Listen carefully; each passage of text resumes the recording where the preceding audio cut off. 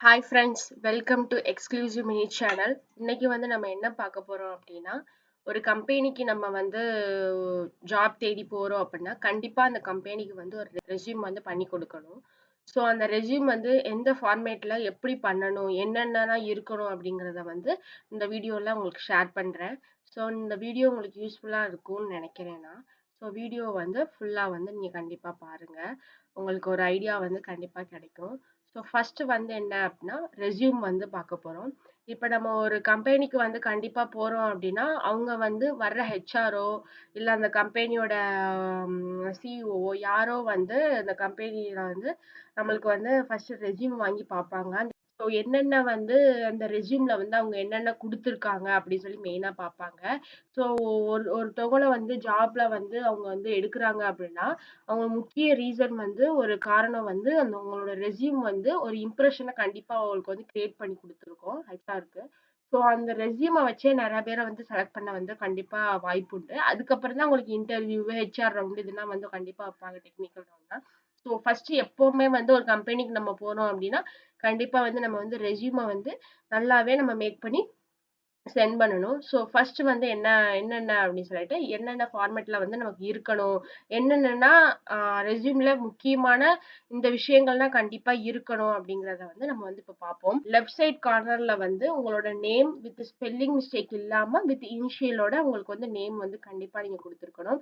அதுக்கு கீழ வந்து உங்களோட இமெயில், ஜிமெயில் வந்து கண்டிப்பா வந்து குடுத்துருக்கணும்.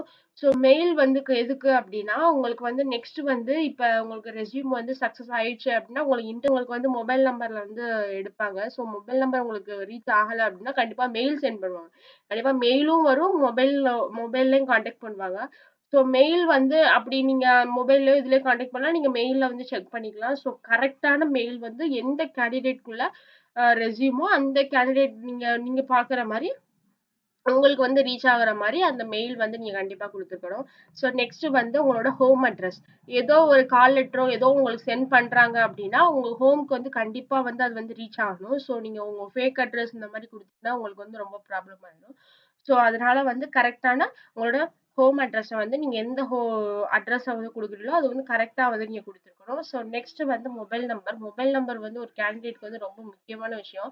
அதனால வந்து நெறைய ஜாப் வந்து மிஸ் ஆகுறதுக்கும் வாய்ப்பு இருக்கு. ஸோ வந்து அவங்க கால் பண்ணும்போது நீங்க உங்களால கான்டாக்ட்ட வந்து எடுக்க முடியல அப்டின்னா, அது கொஞ்சம் ப்ராப்ளம் ஆயிரும். ஸோ நீங்க எங்கேயுமே இந்த 3மே வந்து உங்களுக்கு வந்து முக்கியமான ஒரு விஷயமா இருக்கணும். Name, mail, address, mobile number. இது 4மே வந்து மெயின்ல வந்து மேல பார்ட் ஏல வந்து மேல வந்து இந்த லெஃப்ட் சைட் கார்னர்ல வந்து 4யும் வந்து நீங்க போட்டுறணும். ஸோ இந்த ரைட் சைட் கார்னர்ல உங்களோட பாஸ்போர்ட் சைஸ் ஃபோட்டோ வந்து எந்த கேண்டிடேட் நீங்க அப்ளை பண்றீங்களோ, அந்த கேண்டிடேட்டோட பாஸ்போர்ட் சைஸ் ஃபோட்டோ வந்து இருக்கணும். ஸோ பாஸ்போர்ட் சைஸ் ஃபோட்டோ வந்து நீங்க வந்து குடுக்கலாம். நாட் கம்பல்ஷன் நீங்க போடணும்னு நெனச்சீங்கன்னா போடலாம்.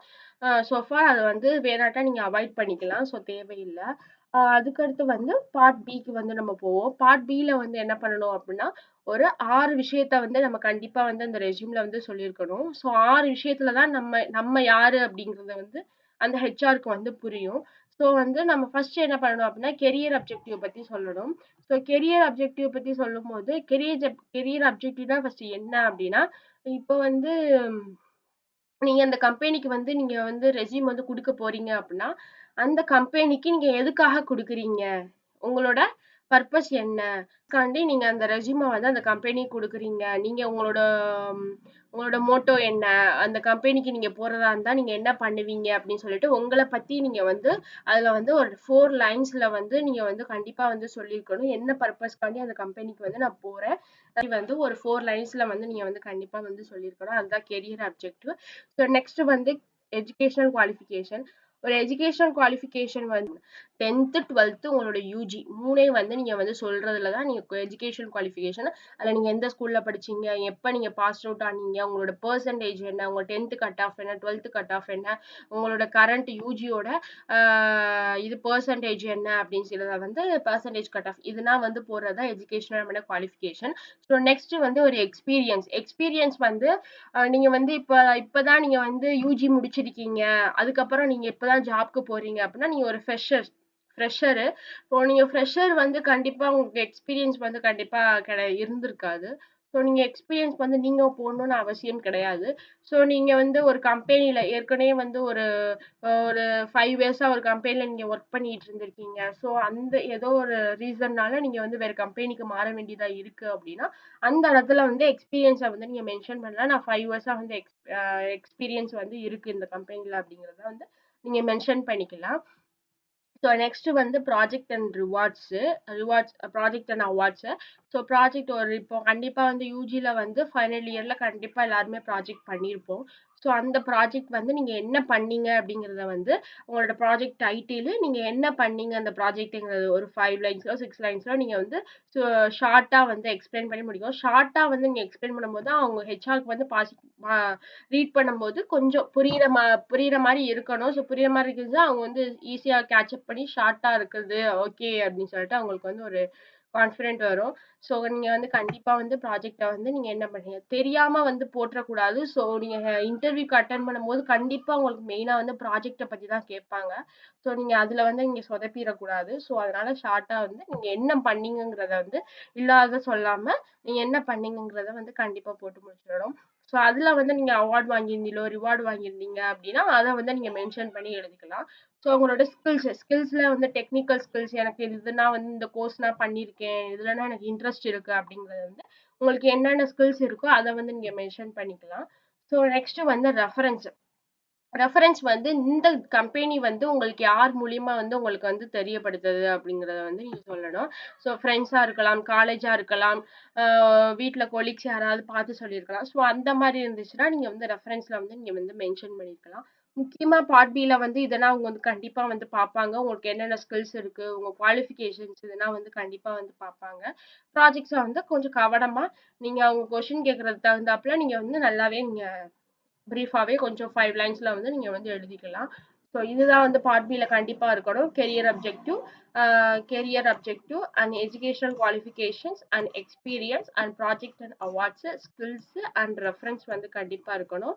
ஸோ இதுதான் வந்து இந்த ரெஸ்யூம்க்குண்டான ஃபார்மேட்டு. ஸோ இந்த ஃபார்மேட்ல நீங்க ஒரு ரெஸ்யூம் ஒரு கம்பெனிக்கு குடுத்தாலே அவங்க வந்து ஈஸியா வந்து உங்களுக்கு அக்செப்ட் பண்ணிப்பாங்க. ஸோ இந்த ஃபார்மேட் வந்து உங்களுக்கு பிடிச்சிருக்கும்னு நினைக்கிறேன். ஸோ ட்ரை பண்ணி பாருங்க. நெக்ஸ்ட் வீடியோல வந்து கண்டிப்பா வந்து இந்த கெரியர் அப்ஜெக்டிவ், இந்த எஜுகேஷன் குவாலிஃபிகேஷன்ஸ் என்னென்னன்னு சொல்லிட்டு ஒரு டெமோ காமிக்கிற மாரி என்னோட ரெஸ்யூம வந்து நான் வந்து அப்லோட் பண்ணி சொல்றேன். ஸோ அது உங்களுக்கு ரொம்பவே யூஸ்ஃபுல்லா இருக்கும்னு நினைக்கிறேன். ஸோ நெக்ஸ்ட் வீடியோல பார்ப்போம். கண்டிப்பா வந்து இந்த ரெஸ்யூம் வந்து உங்களுக்கு வந்து யூஸ்ஃபுல்லா இருந்துச்சுன்னா உங்க ஃப்ரெண்ட்ஸ்க்கு வந்து ஷேர் பண்ணுங்க. லைக் பண்ணுங்க, ஷேர் பண்ணுங்க அண்ட் சப்ஸ்கிரைப் பண்ணுங்க. ஸோ நெக்ஸ்ட் வீடியோல உங்கள பார்ப்போம். Thank you.